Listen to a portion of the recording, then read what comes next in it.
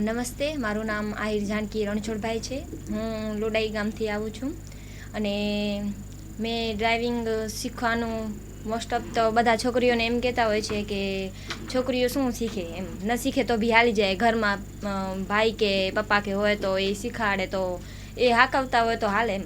પણ હું બેન છું, એમ ભાઈ નથી મારે, તો એના લીધે મારી મમ્મીએ મને ફોર્સ કર્યું. મારે હાલ છે, મારે તો નહોતું શીખવું, મમ્મી કે શીખો તમે, તો તમને એમ ઓપોર્ચ્યુનિટી મળી છે તો તમે એને એમને મંજાવો નહીં, પણ તેને ઉપયોગમાં લ્યો ને તમે શીખો. એવી રીતના પછી હું મારા મમ્મી આવેલા અહીંયા અને ફોર્મ ને બધું જે કાર્ય કરવાનું હતું એ કર્યું. ને પછી 17-12 સમથિંગ એવી રીતના ચાલુ કર્યું ડ્રાઇવિંગ. તો શરૂઆતમાં મને એમ કે આ તો મારાથી નહીં જ થાય.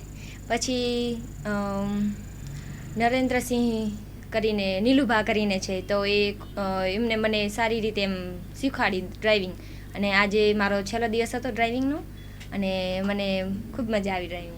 તમને ડ્રાઇવિંગ શીખ્યા ત્યારે એઝ અ ગર્લ શરૂઆતમાં કેવું લાગતું હતું ને પછી કેટલો કોન્ફિડન્સ હતો? અત્યારે તમારું શું કહેવું છે? પહેલાં તો મને એમ જ લાગતું કે ડ્રાઇવિંગ છોકરીનું કામ જ નથી ડ્રાઇવિંગ કરવાનું. હવે તો એમ થાય કે આ રોડ આપણું જ છે ખાલી, એટલે એમ મજા આવે એમ ડ્રાઇવિંગ કરવાની. એમ તમે એક એઝ અ ગર્લ્સને અને યુથને શું સંદેશો આપશો કે ડ્રાઇવિંગ બાબતે? સપોઝ તો પહેલાં તો આપણે ડ્રાઇવિંગ શીખવી જરૂરી છે, કારણ કે કોઈ પણ એવી સિચ્યુએશન ઊભી થઈ જાય કે જ્યાં આપણે ફેમિલી હોય કે અન્ય કોઈ પણ જગ્યા હોઈએ કે જ્યાં અકસ્માત કે એવી કંઈ બાબત થઈ હોય, ત્યારે આપણે તાત્કાલિક પહોંચવાનું થાય. ત્યારે આપણે જો ડ્રાઇવિંગ ના આવડતી હોય તો આપણે કેવી રીતે કાંઈ કરી જ ન શકીએ, એને હેલ્પ ના કરી શકીએ. આમ ડ્રાઇવિંગ શીખેલું હોઈએ તો કાંઈ પણ સિચ્યુએશનમાં આપણે હેન્ડલ કરી શકીએ.